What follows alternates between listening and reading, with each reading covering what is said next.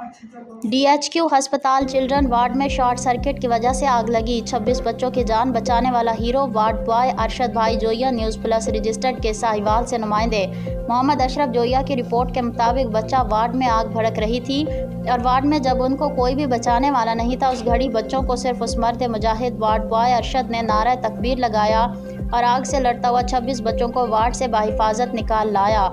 ये है मेरे शहर साहिवाल का हीरो, अल्लाह उसको सेहत दे। अल्लाह के फजल से अरशद के बुलंद हौसले ने आज 26 माओं के कोख उजड़ने से बचा ली। नारे तकबीर लगाकर अपनी जान की परवाह किए बगैर अंदर जाना कोई आसान काम नहीं था। अल्लाह अरशद को इसका अजर दे और उसको सेहत कामिला अता फरमाए, आमीन।